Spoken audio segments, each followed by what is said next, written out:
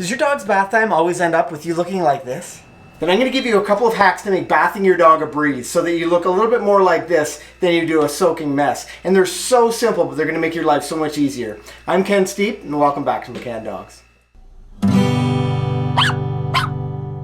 If this is your first time on the channel, make sure you hit that subscribe button. We publish new videos every Monday, Wednesday, and Friday to help you spend some quality time with your four-legged family member. Now that the winter time's here, our windows are closed a little more often, our dogs are inside just a little bit more, and they've kind of developed that musty doggy smell. So today we're going to bathe each and every one of them, but I want to talk about the fact that today we're going to be using this dog bathtub. We actually got this from our friends at Wren's Pet Depot. If you live in Canada, you can definitely check them out. We got a great deal on this, but this isn't a sponsored post or anything like that.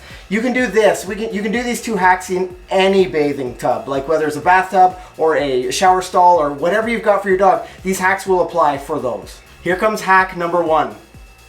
Peanut butter. If you have a dog that wiggles around when you're trying to bathe them in the bathtub and you can't get them under control, they won't sit still for any length of time, just take a little bit of peanut butter. And again, we're doing it in our doggy bathtub. You can do this in your tub at home or a shower or wherever, but you're going to take a little bit of peanut butter and you're just going to put it on the end of the tub.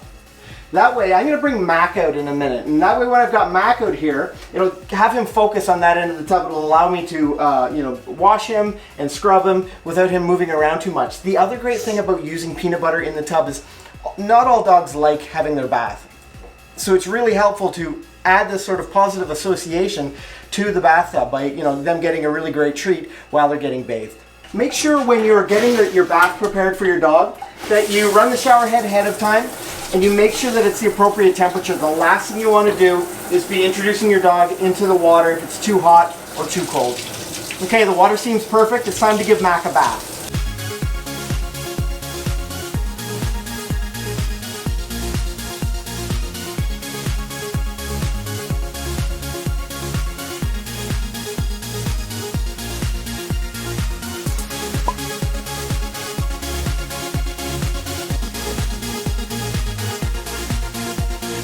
Another thing to be mindful of is when you're washing your dog's head, be careful not to spray water directly down into their ears. I mean, we can always spray them all over their body, and we certainly want to wash the top of their head, but try not to spray water directly into their ears.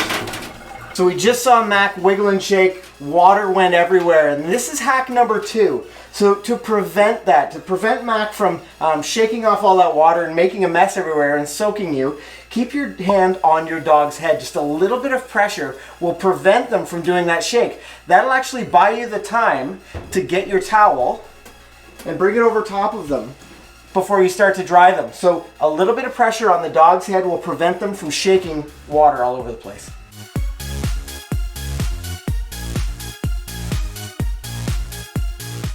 So before Mac shakes, I'll put my hand on his head. I'm going to get out our towel and put it over him. But we're also going to put the towel over his head so he's less likely to shake all of that water off. He's not going to do it. You can't see what's going on. Good boy, buddy. And now keep in mind, Mac was for most of his life a working dog, and now he's a bit more of a house dog.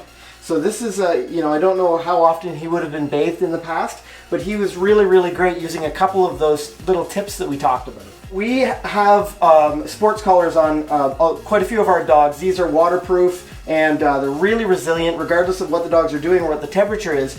But it's also really helpful to have a collar on your dog while you're bathing them. Just maybe switch your collar out for something that you don't mind getting wet, because it's really important to be able to have control over your dog as you're giving them a bath.